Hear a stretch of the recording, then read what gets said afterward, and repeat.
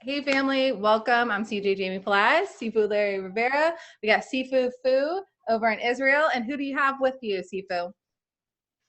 Yeah. You Hey, have. greetings. Welcome. Oh, hold on. I got something playing over here. Hold on. Yeah. Okay. Sorry about that. It was playing on Facebook with me and all that fun stuff. So, all right, we're good to go. I don't think I need to do that. Cancel. All right. Sorry. My computer has been acting really, really weird today. So I'm having a bunch of technical difficulties. I'm going to be standing today. I'm actually at Sifu Larry's desk and he is at my desk over there. So he'll be managing the Facebook Live. So if you have any questions on Facebook, really, really weird today. And he's going to have to turn off the sound on that. We're having all kinds of technical difficulties. Put your headsets on.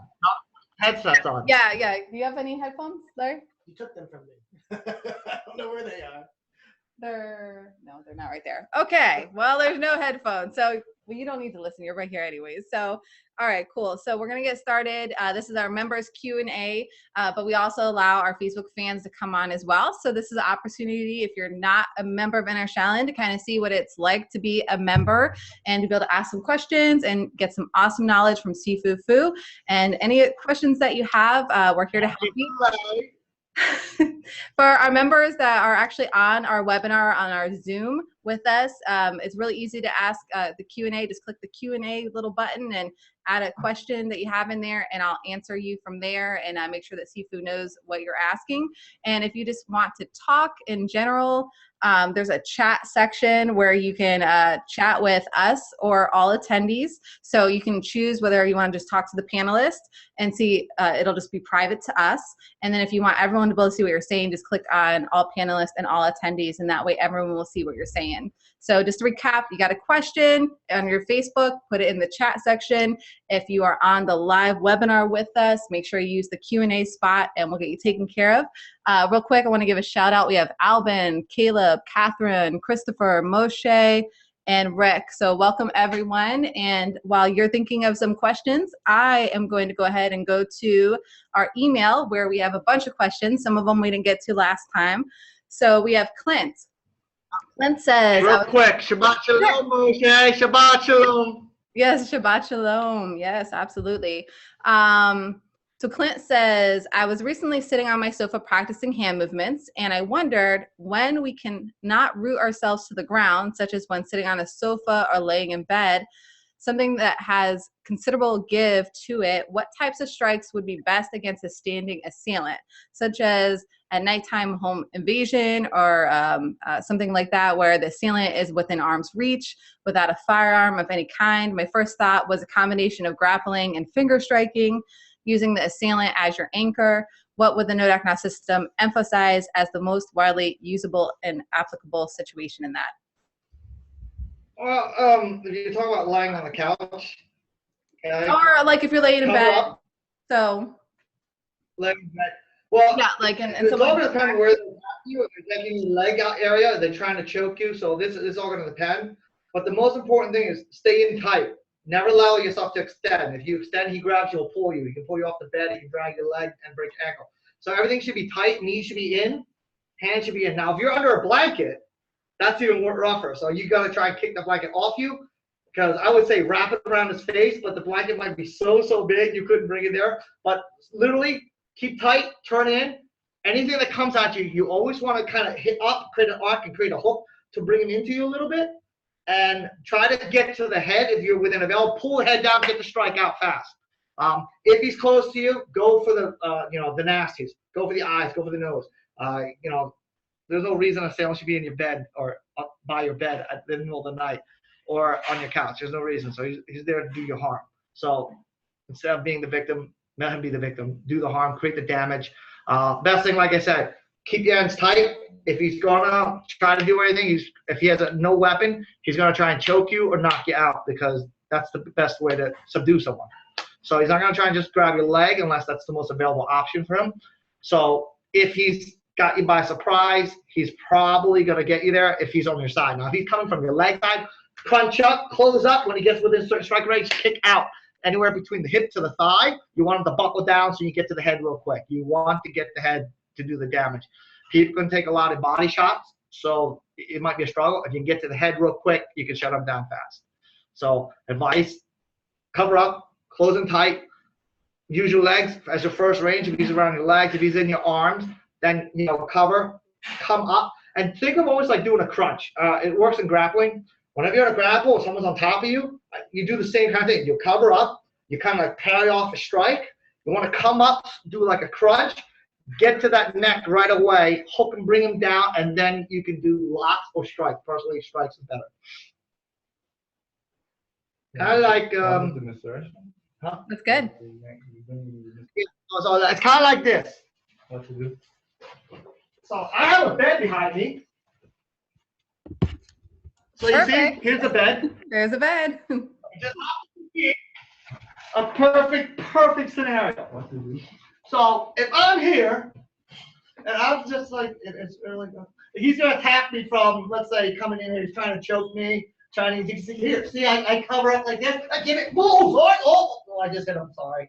But you see, I get the strike in. I close myself in real tight. I want to pull him. I'm sorry. He pulled quick, and then create a strike real fast. So I'm sorry. You okay? You want to go wash? See, I just made him bleed. I'm sorry.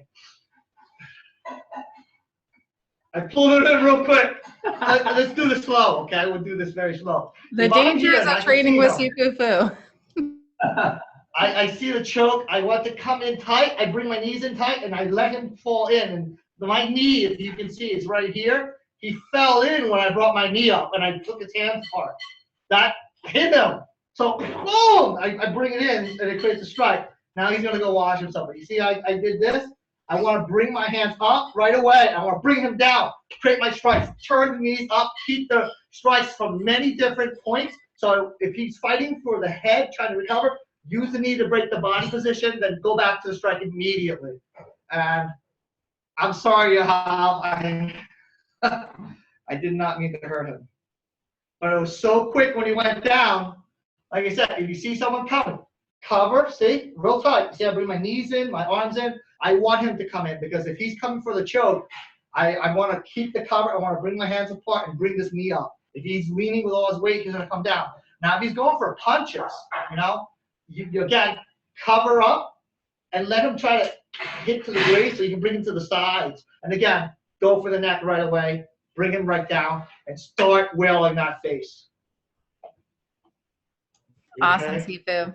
Some great tips. And Yahav, I hope you're okay.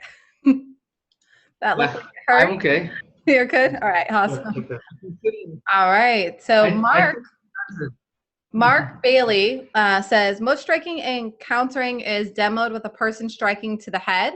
I'd like to see how you counter and convert the energy by a full power punch at the lower solar plexus. Step back and sync with a palm strike, ? Deflect it down and the energy is still moving forward. Outer palm strike down and the energy is still going forward. So once again, he just wants to know, most striking countering is demoed with a person striking to the head.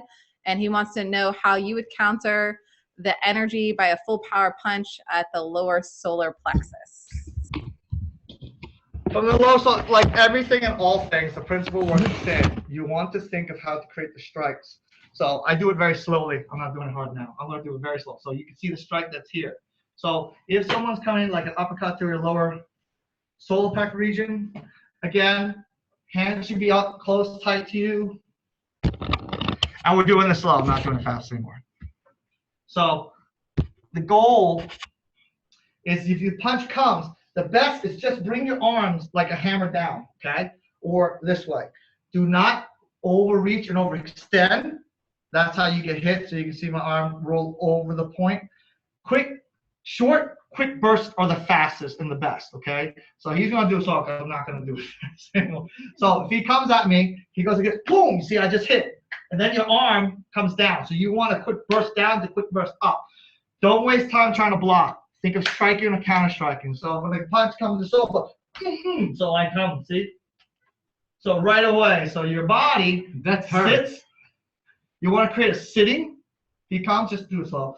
You sit down. So I use my body to come down, combining with the torque of the wrist and the waist. So you should stay tight. He comes, just So you want to create a quick hit, and you're going to use that energy that you just create. And I'm going to do this slow because I'm not going to accidentally hit him again. So so immediately, quick burst.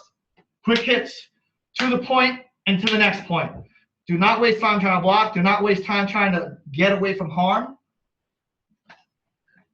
You're going to get hit quick. You want to create quick hits right in. Burst, point, burst, point. You want to go point to point. Do not waste time trying to think of defense. Do not think of a way of getting away from harm. Be the one who creates the harm. And then you can see a total difference, okay? Like, you can see it all the time, like in the Kung Fu movies, the people who hit, you know, the people are like, they just hit quick. You don't waste time trying to defend. It's dangerous. It allows them to put pressure on you. Your goal is to put pressure on them. They may start the first punch, but you're going to be the one that lands the first punch. Understand? Awesome, Sifu. Thank you for that. All right, so let's see. Our next question is, oh, real quick in chat, Rick says, cheer up, Sifu Larry. I think he's saying you need to smile more.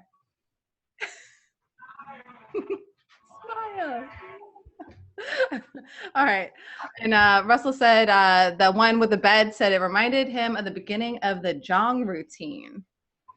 All right. Yeah, if that helps you, yeah. Close it in, bring everything tight, and let it through you. Yep. And then you go into them. All right. So Kevin says, I have a question. I noticed popular ways of how punching techniques are taught in the martial arts community and have noticed mainly 4 that are common among martial artists. 1, punching starting with the lower body, feet, hip rotation. 2, punched focused from the back muscles. 3, punch starting from the arms. And 4, punch that adapt based on circumstances. Do you fall under any of these categories, and how did you achieve this state? Oh, you lost me after the second one. Listen, everyone's gonna have their own version. Okay? Yeah, so basically he wants to know your version of punching. Our version of punches comes from the connection of the body into the earth and then into the point. It's always about the connection points. First one is getting the root. You have to connect to the earth. Second is to connect that earth root into the point in which you're trying to strike to. And the third point is the point in which you're striking that connects to the body. You have to find the connection. The best example I can give is like, think of each link in a chain or a chain. If you're trying to balance it, you've got to find the counterforce. So if it wants to bend, you have to create a counterforce to help push this. If it creates a counterforce, you help do this.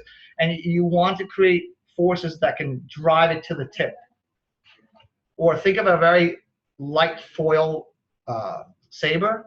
If it's very flexible and you stab it with bend, right? You'd have to control this one end and steer where you feel give so you can send it forward to the tip. That's how you can create your power to keep driving. So the most important thing is finding that connection between each point. Now, some will start from the hips, some will start from the shoulders, some will start from the back. Everybody has their own version, okay? A lot of that's based on getting stronger, using force. And that's, you know, a lot of committed energy. And that works for them. You know, they're big, strong, it works for them. But for guys who are smaller, fighting a bigger guy, it doesn't work because those type of punches create forceful punches where they kind of hit and push someone back. We focus on piercing punches. And we don't want to force them back. We want to put a hole in them where they are and drop them where they are. That's the real big difference. It's kind of like they're coming at me and I had a pen and I stab them quickly. That's the type of hit I want. I want that feel like he and go down. Not he bounces off and come back. Bigger guys can withstand more pressure because they're just more mass to overcome. You know, like I talked about before, if you had a 100-pound guy, 150-pound guy, 200, 250, up to a 400-pound guy, this sledgehammer this big, hitting all of them, obviously the lighter one can't take as much as the bigger one. The big guy could probably laugh at you. The smaller guy will probably die. And every time you increase the weight, you're going to get more people that can withstand more. But if you took a pickaxe and did the same force on all of them, they all go down. So we work on that principle and that basis alone, that everything should be focused and create piercing strikes, not forceful strikes. Awesome. Okay? He also wanted to know, how did you, either who taught you this technique or how did you come to this conclusion? Energy. First off and foremost, I give all praise to Jesus. So it was from him and him alone. But really, he inspired me through the training and through all the teachers that I've ever had. And it gave me the foundation, the fundamental principles to understand how energy works and learn how to use it. And it's a lot through the practice that I've done that helped me feel energy. And then by God's grace, I learned how to break it down and teach it rather than just do it. My grandfather was very powerful. He showed me how, but he couldn't break it down. So he just said, do it like this and this, and I would have to do it repeatedly, but I didn't, monkey see, monkey do is what I was doing. And it wasn't until I got older and I felt my energy control, and I had teachers who taught me one of the things is it doesn't matter your form, okay? It matters the principle behind your form. You have to follow the rules to how you do your energy. And that really opened my eyes to understanding how I need to start controlling the energy, not necessarily the form I'm doing. Wonderful. Thank you, Sifu. So Jay Blown asked, I have a question regarding our spiral arc technique of the wrist. When we are performing the spiraling of the wrist towards the point of contact, are we able to change the direction of the spiral while a constant pressure is being applied? On offense or defense? Are you talking? Is he talking about? He gives an example. So, for example, he says, if someone throws a punch and I intercept it with a pack sow and the pressure continues in my direction, am I able to spiral my wrist clockwise towards the point of contact and then shift the direction counterclockwise, all while maintaining consistency of pressure and arcing towards the point of contact? No, you should keep the same arc. You shouldn't go from here to here. Unless you have an outside force affect you. For example, if he punched me and I turn this way, and then he punches me again, I pop up and I feel the energy, then I can turn. Because I got a force that allows me to change. His force made me change. But once you're already here, I always tell my students, once you do an intercepting point, you should feel like you're going towards the strike to the target. You should not feel like you're going one way and try to veer the other way. No matter where my hand goes, it's always turning and spiraling towards the point to attack, not to try and veer. There's nothing that allows you. If I'm spiraling this way, how would I go the other way? I need an outside force. So it's either me going to have to stop it, or I'm going to have something intercept me to make a change. So if I'm like this and someone punches me and gives me a force, then I can. Otherwise, no. You do not change the direction at them in the moment of that one strike. Wonderful. Thank you, Sifu. So Russell says, when you started teaching your methods, were you or your abilities challenged by others from other schools? If so, can you give us some examples? Yes, and you can ask Sifu Larry, who's witness to some of them that I can't remember. He told me the stories. I'm like, I don't remember. Hey, Sifu Larry, come on. So, yeah, and then you got a good story. Just come listening. On. So, come on. This is long time ago. I was taking a private lesson. I don't remember it, by the way. I don't remember it. And this is a really good one. And this guy walked in, and he was asking questions about Wing Chun. And so, Sifu was answering his questions, and then the guy was like, started saying he was going to open up. He was thinking about opening up a school down the street. So Sifu was like, he wanted to see stuff from Sifu, like a demonstration or something, and he played like Chi Sao. And Sifu actually Chi Sao'd him out the front door from the hallway. So his old school, there was his training room, a hallway, and then the front door to go outside. And he played him from the end of his entrance into his school, into the hallway, out the front door, came back, and just started teaching me like it was normal. I was just like, well, what just happened? He's like, I don't know. I don't remember this. I don't remember it. Okay. That's pretty awesome. Because where Sifu used to teach. How old were you when you started teaching, Sifu? You were young. 19, 20 years old. Right, 19. And his school was on a real busy road. So people actually did come into the school quite often and wanted to test. Especially older guys, like, guys in their 30s would look at a young 20-year-old and be like, all right, I'm going to beat this little Asian up. And, well, that didn't happen. That's why he's still here. I remember a guy from New York who learned from Xia Ming, who's the monk there. And he came in and he's like, yeah, I heard about you from all these people. I'm like, really? How'd you hear of me? I'm like, nobody. And He's like, yeah, I heard you were really, really good. So I wanted to come in and see you and this and that. And he's telling me about what he does. And I was like, that's cool. That's cool. And he's like, can we spar a little bit? I'm like, sure. And in 2-3 seconds, I shut him down real quick. And he was like trying to fight me. And every time he fought me, I just turned his energy. I would not let him put his energy on me. I just kept converting and converting. And he was just like, wow, I heard you were really good. I didn't know before. He's like, lots of people don't live up to the reputation. He goes, you do. And you exceeded it. I was like, thanks. I don't know what the reputation is, but thanks. Well, apparently it was that one I remember. And we actually, Russell, we actually get a lot of times on YouTube, on our Enter Tai Chi channel, we get a lot of people disputing us all the time. Of course, they never have any of their own videos up or anything like that. So we got a lot of, internet warriors, as I call them, trying to dispute us and whatnot. So, I mean, there's always going to be people that are trying to discredit you or try to hurt you. Unfortunately, that's just how the world is sometimes. But yeah, if they come and they're willing to, be open and check us out, they're always walk away amazed. Some of them decide to train with us, and some of them just go back and, I guess, have a pity party. But it is what it is. All right, let's see what email questions we got while you guys are waiting and gals are waiting to come up with some other good questions. Okay, Bruce wanted to ask, let me see if I can get it to show up on my screen. What is a good way of practicing this solo? Oh, hold on. Let me find out what he was talking about. Oh no, I don't have that part of it. I'm going to have to look that up. Next. Okay. I'll have to come back to that. I'll see if I can find it after you answer this next one. We'll come back to that one. Liren wanted to know, can you please show us some application for attacking an opponent guard without waiting for his attack? As some entry techniques for controlling the opponent while he is static. On the ground or standing up? The guard is usually from the ground. I'm going to say probably the ground.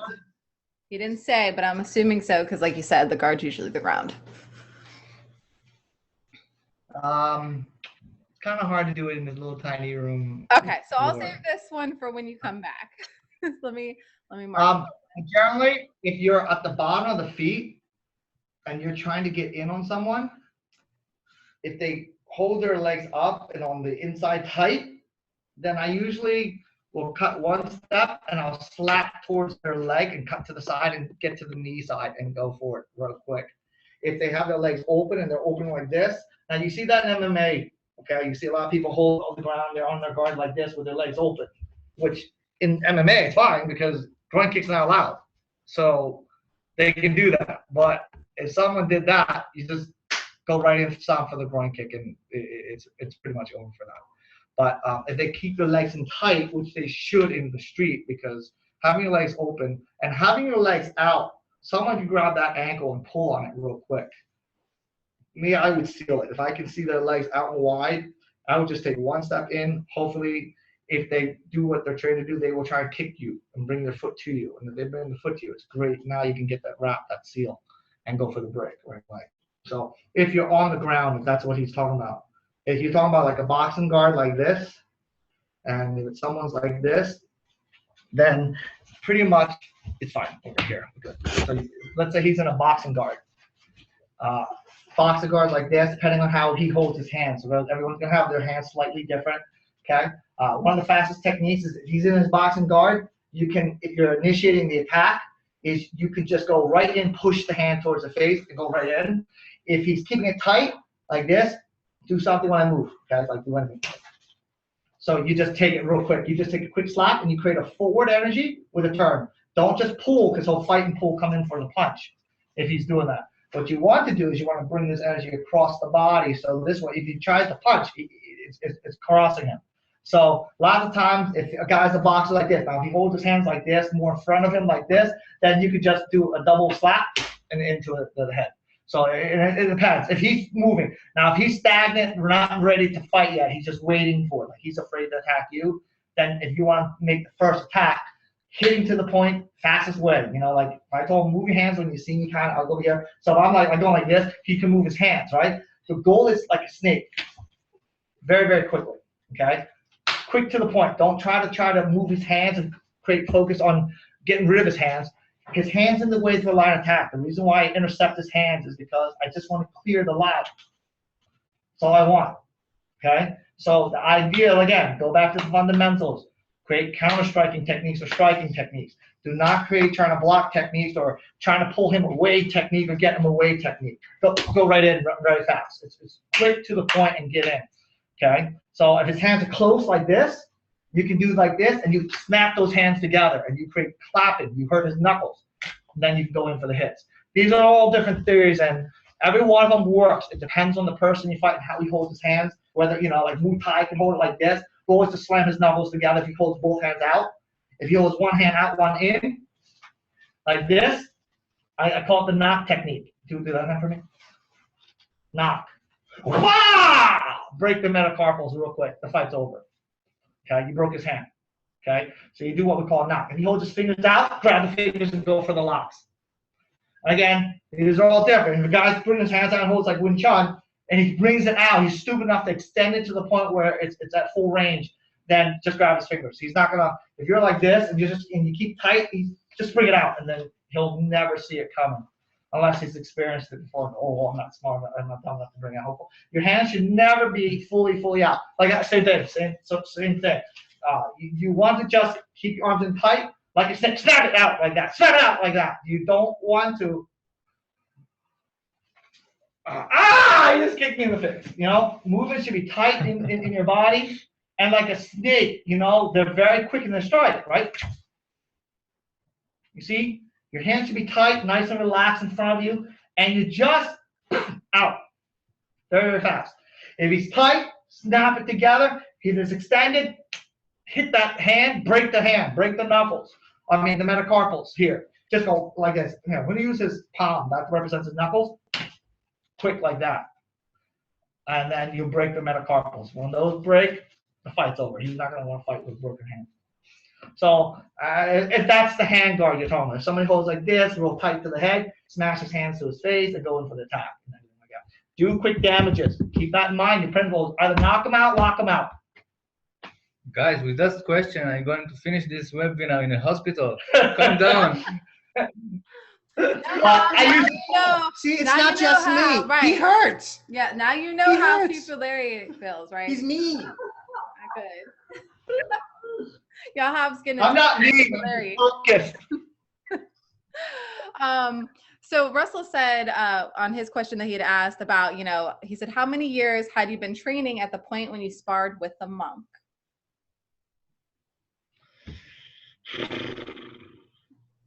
15 years, maybe? About 15 years? Let me see. I'm 26 now. So I'd say you ain't no 26. You're 26, maybe 20. Oh, I was 27 and a half. Now you made me my age now. It was back in my early days, so I was probably 24, so I'm 26, so 2 years ago. 2 years ago. 22 years ago, maybe 22. You really started young with your children then, huh? Yes. Yeah. I think that's about the fair age, I'd say. Yeah. Maybe. He said that Russell said he's currently facing some challenges that make him a little apprehensive. Russell, if you want, share some of those challenges and we can talk about that. I don't know if you're just having problems with people, going, oh, I don't believe in energy or whatever. There's a lot of that going on. And I think a lot of people. And don't worry about it. It's not your job to convince people. Yeah, it's not your job. It's not your job. The job is for everyone. To become better. Yeah. And then when it's time to put up a setup, you don't have to talk about it. You can be about it and just show it. You don't need to tell them how good you are. Just say, this is what we do. Here it is, and do it. You talk a big talk, you better be able to walk that walk. Walk that talk. So don't talk so big and just be humble about it. Yeah, we just do this. Yeah. So let's just say, like, I'm just starting. You know, when people ask me, like, how good are you? I was like, I'm all right. I never tell them I'm good. There's no need. It just brings off as an ego. I Right. keep saying, I'm all right. I'm all right. Really? Yeah, I'm just all right. No, Well, you're always no need. learning and growing. So I just say, They want to show what they want to show, and I want to show, and I get it. Fine. But if let's say I didn't prove what my system does and it couldn't work, yeah, I told you it was all right. I'm still working on it, you know. But if you talk a big talk, better walk that talk. Otherwise, there's no reason to be talking like that. yeah, yeah, absolutely. And yeah, I think I mean, that's what Sifu Larry did when he was looking for training partners. He told people, look, I don't know a whole lot, but I'll teach you what I'm learning and we can work on this stuff together. So just always approach it from a place of humbleness. You know, some people are really big about their specific style that they do, where we're a little bit like all styles, you know, have their merits and stuff, and it's all about the energy. So if always approach it from a place of just humbleness, and generally you won't have any issues. But if there's anything specific Listen, you have happen, Russell, feel free to share. and I said this before. I've said this many times before. Whoever's training, whatever style they are and whatever teacher are, they're going to tell you that it's the best. They're going to tell you the teacher's the best. They have to believe it, because if they think that's a system that's number 2, and they think, like, say, ballet is the number 1 fighting art, what are they doing training what they're doing when they can do ballet? They have to believe in their head and in their heart that what they're learning is the best. They have to. They have to believe the teacher's the best, and they have to believe that what their system is doing is the best. Otherwise, they wouldn't put their heart. I want to be the best number 2 fighter there is. You know, no one wants that. They want to be the best there is. They want to learn what they believe is the best art. And so, yes, they have to believe that. They have to. So it's not your job to prove them otherwise. I never talk down about a system. My job is to show my system, and I let them come up to their own conclusion about it. You know? Absolutely. So they walk out there going, that's great. Great. If they walk out there saying, I wasn't really trying, if I did, that's fine too. You can't win everyone. You just have to do the best you can be, and if they like it, great. If they don't, then, you know, you see in all martial arts, you know, not any particular, you can take karate, with Chun, judo, it doesn't matter. You'll always hear on the internet all these people talk about, yeah, you can't do this, I would have killed that guy. They're all going to talk. Everyone likes to talk. Okay? If he did this, even in sports, quarterback, if he did this, I would have cut to the right, threw that ball. Everyone can talk. Okay? Everyone. And they're going to say everything they want to say. And there's some more internet warriors. It's not your job. Yeah. It's not your job to convince them. Your job is to train and to be the best that you can be. And when it's time to do what you got to do to show them, that's great. And if you're humble about it, you know, then if you win, it's not a big deal. If you lose, it's not a big deal. You're still in training. You're like, I'm okay. And it works great. Russell says that's what he uses, that approach, that humble approach. But he says it seems like there's a lot of really big egos out there. And yes, unfortunately, Russell, there are lots of big egos. And I think if you just say, like, this system can enhance anything that you're doing, sometimes that makes people more open. But some people really are just stuck in their ways, and there's nothing you can do to help them, and just bless them on their way and release them. It's all good. And here's the other thing. If what they say bothers you, then what they think matters to you. They're egotistical. What do you care? Does their opinion really matter to you? If it does, then it can affect you. If they're strangers who think this, they don't know. Why does it bother you? You know, things only bother you if you allow it to. So forget them. I don't let anybody bother me because I don't care enough. I'm a selfish person. That's why I hit you up.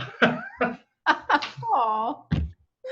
I'm kidding. That was an accident. That was my knee coming up to guard, and he came in, and you were getting into the moment of what would really happen, right? If someone was attacking you while you were sleeping in bed.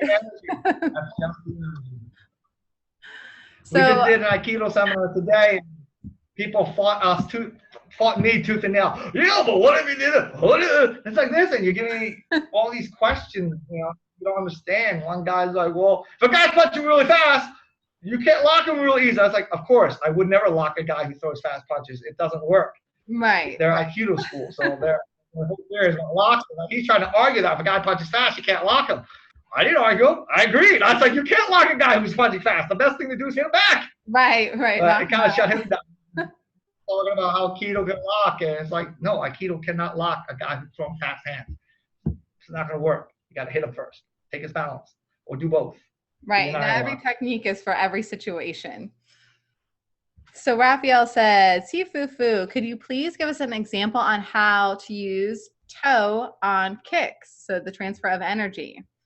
I noticed that most often defense techniques and even principles apply to punch attacks. You don't really need to use a toe on a kick because you're going to strike it. You're not.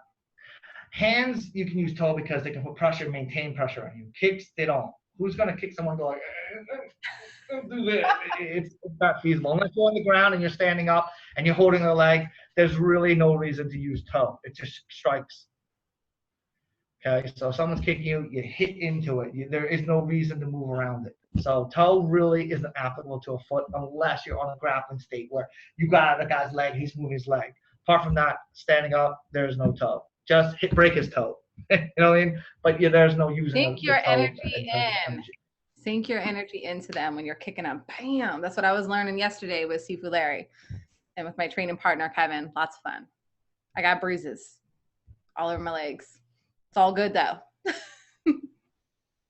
All good.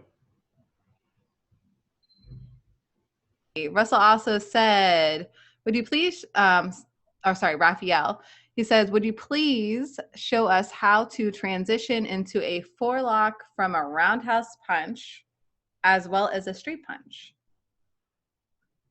A figure four? Yep, I think that's what he meant. A figure four lock? Yep.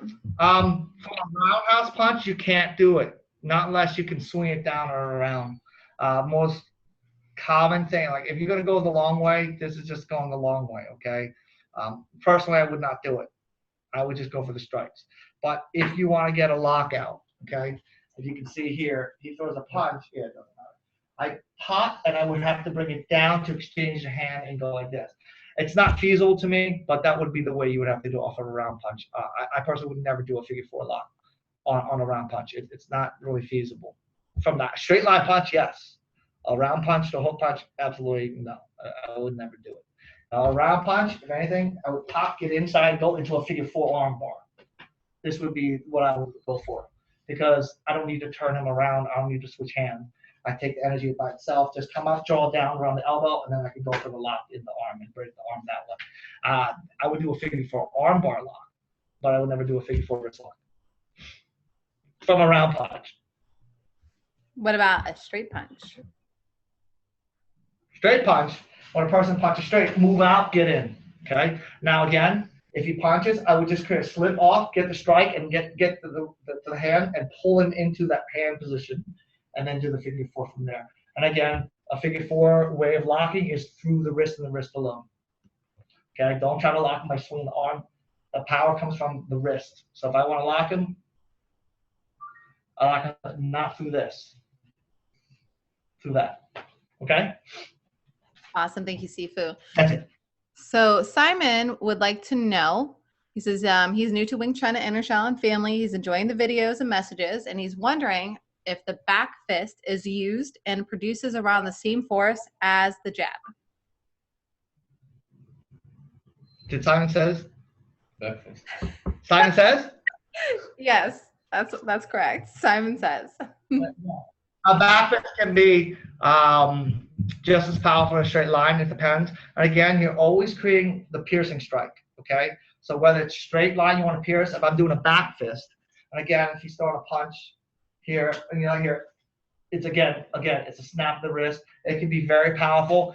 A few things makes a hit very powerful. Okay. When, where, and how. Okay. How you hit, where you hit, when you hit.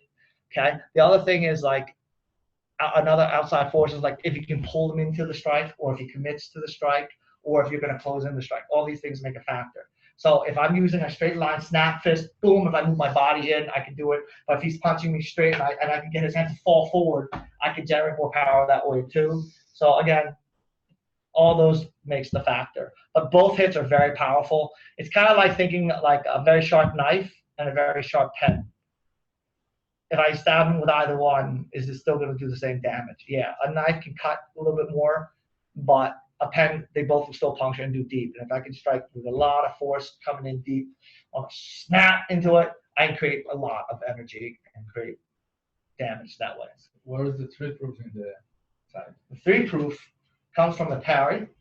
Okay, comes from here, forward. See, feel the forward here, the snap, and then the drive. So again, here, 1, 2, 3. So all at the same time. So see, so oh sorry, but see I do slow position, right? Drive, snap. So based on the punch he gives me, give me this punch. So here, I use the energy. I'm going to use the parry here, and I can use it from that. Okay, so you can see I can use the energy, ricochet off of that, and create the power from that too. So again, it all depends, and the connection is very important because that's going to decide a good piercing strike or kind of a graze. And if I'm doing like this area, or okay, so the most important thing is finding your connection behind what you do. Very, very important.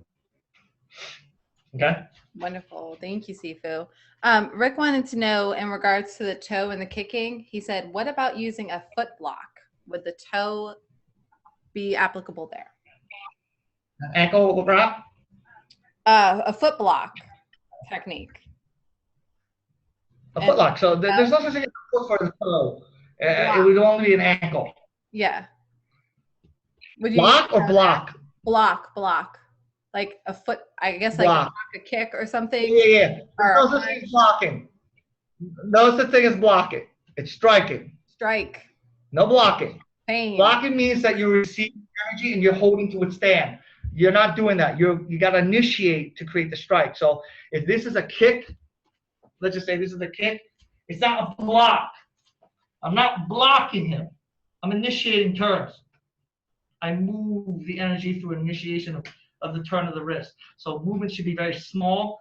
The wrist has to be the control to send the energy in. So I'm not just holding my arm and coming straight down. There's no wrist action. Must turn the wrist to create the power strike. Your wrist has to create the turns. So you're creating striking through that. You're not trying to come down hard. There's no toe. You should be initiating. He should move away from you. You should not be trying to transfer his energy. You should be striking so he can move. Toe is only when he can stick to you.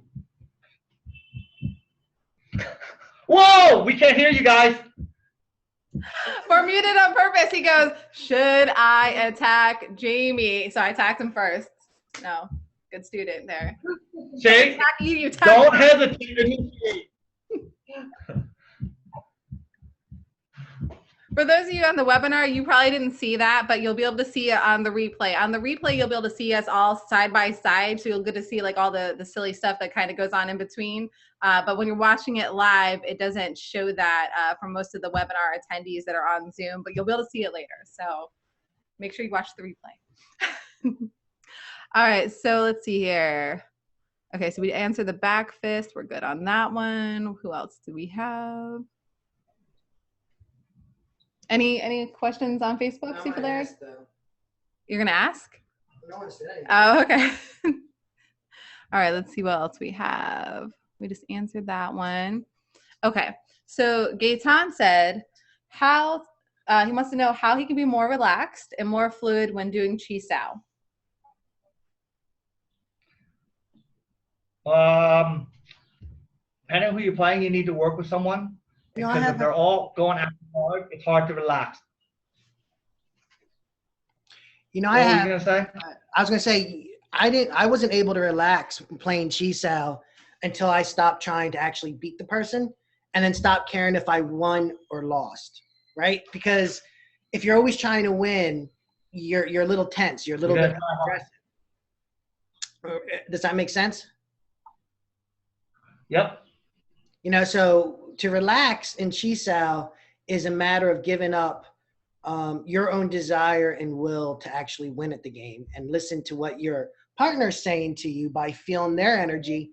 And when you get into more of a not caring if you're getting hit and just kind of feeling for energy, you tend to like relax and not be so tense and not be so stiff because you're not concerned if you're going to win. If you're really concerned about getting hurt, then you kind of need to question the person you're training with and how aggressive they're being towards you. You know what I mean? Yeah, being calm depends on the person. They're constantly putting pressure and they're not trying to work with you. They're just trying to show that they can hit you and everything like that. Of course, it's stressful. You know, when I play with Sifu, I'm always stressed out, like, because he always hurts me. So, you know. Because he does it wrong. How many times can I say you're doing it wrong? No, but depending on who you're playing, you need to have someone that can work with you. You want to train to the level in which you can handle so that you can improve. And always putting pressure greater than what you can handle. You're going to wind up muscling, and you're going to wind up fighting back because you're trying not to get hit. And then if you get hit, you might get that emotion and state in there where you're like, oh, he hit me, I'm going to try and hit back. And you're going to wind up throwing harder at him because you're forcing now. So you got to get rid of that person for now because they're not trying to work with you. They're trying to prove that they're better than you. Or you can say this, listen, we prove that you're better than me, okay? I know you're better than me. Can you help me get better now? So, you have to weigh it out, and you have to play with someone that can work with you. Oh, I messed up. Can we stop there? Now put pressure on me, and let me see if I can turn it out. Or let's figure it out, and then we turn. When I train my students, I'll put pressure on them. If they can't get that point, I stop, and I maintain that hard pressure. And I say, you know why this exists? Because I'm fighting back. Yes. Now find your structure and learn to move your energy from that. And I help them to learn how to move that energy from that position. And then I'll replay and I'll randomly put them back in that position. And I wait and see how they do it. And then the first time it might take them 2 seconds. Then it takes them 1 second. Then it takes a half second. And eventually they just do it in single. I'm like, yes, very good. That's your role. So you need to have someone that can work with you, not against you. Yeah, absolutely. Having a good partner that's willing to, decrease or increase depending on the scenario is definitely helpful. And I don't know if you guys said this already because I had to step out for a moment. But another thing is don't be afraid to get hit. A lot of times it's people being tensed up and they can't relax because they're like, oh my God, I'm about to get hit. Oh my God, I'm going to get back. Well, guess what? You're going to be hit. And you're probably going to get hit even harder because you're constantly worried and freaking out about it. So part of it's a mentality thing, and being able to relax your mind and your body. And Qigong and Tai Chi are fabulous for both of those. All right. So Bobby wanted to know, he says, can you add some standing post postures and explain the wonderful benefits of such practice? Yeah, you can find it in the Qigong exercises. Highs heaven, lows earth is the posture for your body. Okay, and if you forget to do that, if you can remember wherever you're doing, standing, sitting, whatever, take a deep breath. Hold it, take another deep breath. Hold it, take another deep breath. And when you feel you can't take any more air, you've filled your body to put yourself in the right body structure for the pressure. And then you can let go of the air. And then you can just breathe and not try to lose that posture part. That'll help you remember your posture very well. Awesome. He also wanted to know if it would be possible for us to have some follow along core training techniques, like kind of like an exercise video, Sifu, where you're working out with them, like, all right, we're gonna do 1, 2, right, 3, Sifu, 4. we need you to be like Jane Fonda. Well, maybe not like Jane Fonda, but those spandex speedos. Yeah, come on, we gotta put them in spandex speedos. Sifu, can we put you in spandex and speedos? That'd be great. Please. I wouldn't wrestle because they told me I had to wear the wrestling gear. So no. So, are you open to that, Sifu? That would be hard considering I'm gone every other month. Well, okay, but we could do that occasionally, right? Yeah, we could do that occasionally. Yeah, we talk about doing that. All right, we got him to commit. We'll get some out to you, Bobby. Wait, what's that? An online student? Well, I guess I can. Oh, in real time. Well, you can schedule. They can schedule that with Sifu. Oh, Sifu would love to do that. Real time.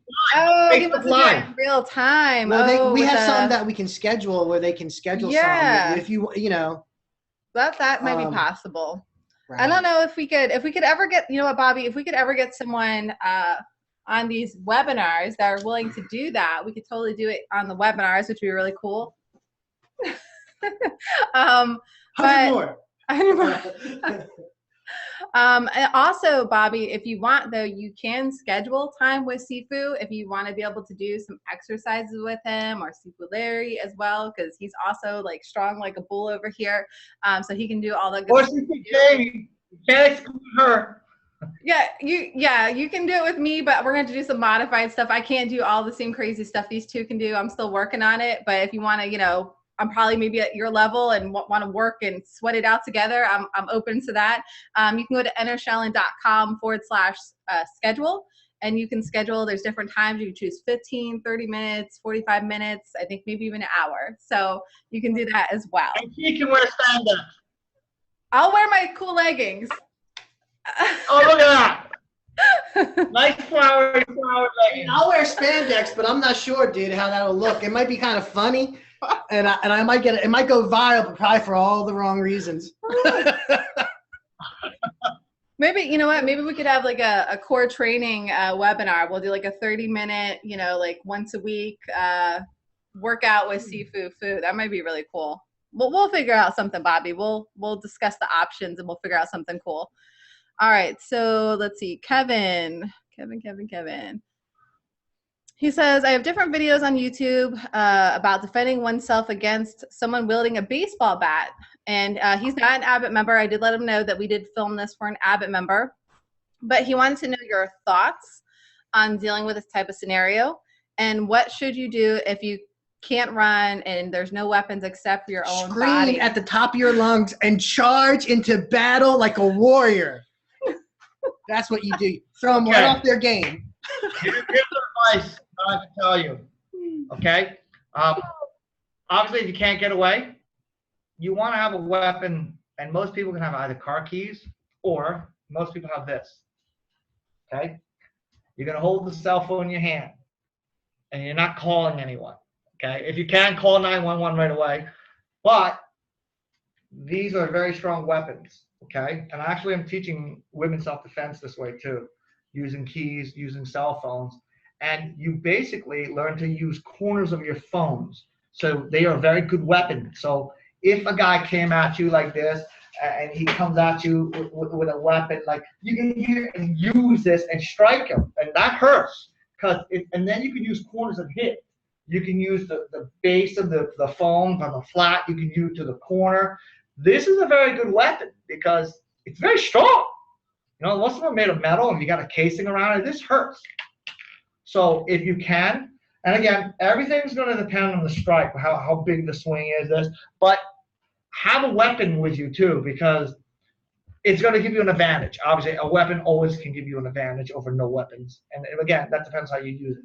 Now, the person swinging, keep away from tight swings, wait for the wide swings. And when the wide swings come, after the wide swing comes, like this, get in quick. Shut down the points. Now, if I have my phone in my hand and he created a swing like that, and I say, well, I can hit this and hit with my fist. Technically, if you have a phone, this hurts. And then go ahead. Do weapon striking, okay? It follows along with that rule. 3 things stops a person from attacking you. Knock them out, lock them out, or they get what they want. Don't let them have what they want. If their intent is to harm you, you don't want that. Now, if their intent is just to get money, give them money and say, listen, I got $20. You can have it. Just throw it to the side and run.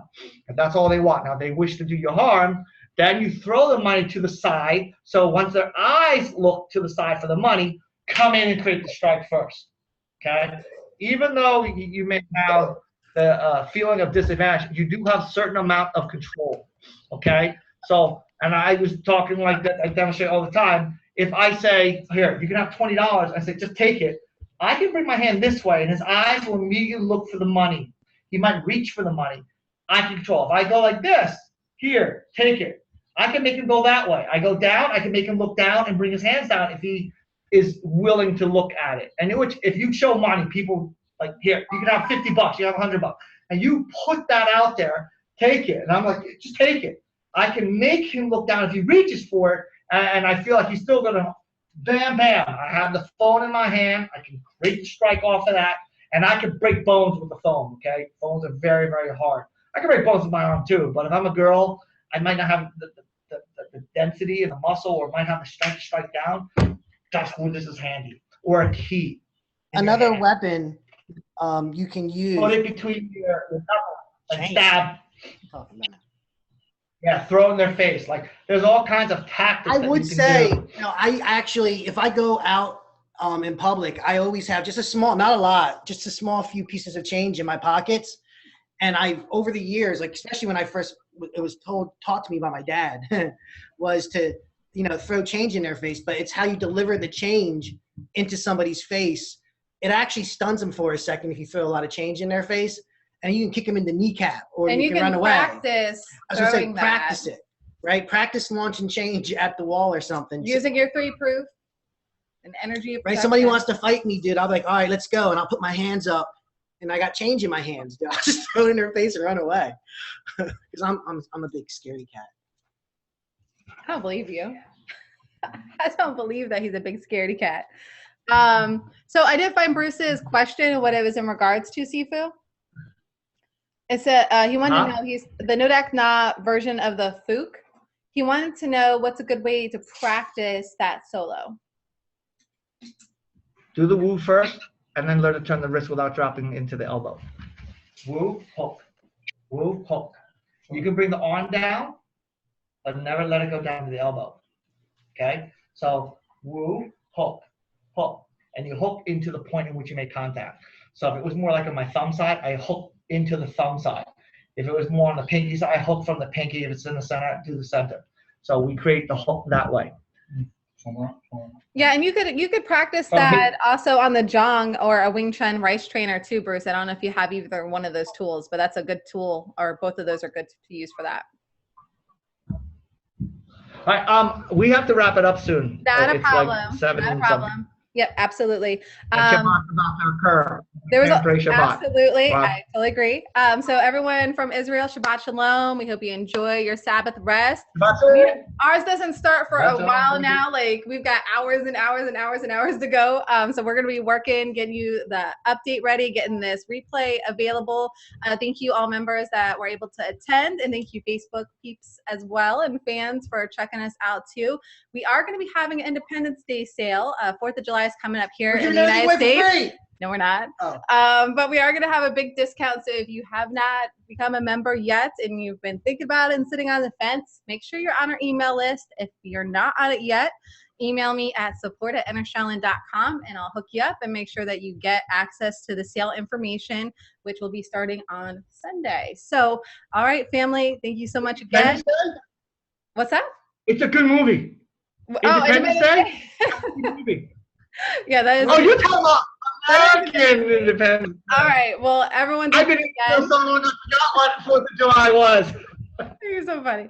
Thank you, everyone. Again, we really appreciate you being on. We'll be here next week, provided nothing crazy happens. But we do our best to make sure that we do these every Friday at 11 a.m. Eastern Standard Time.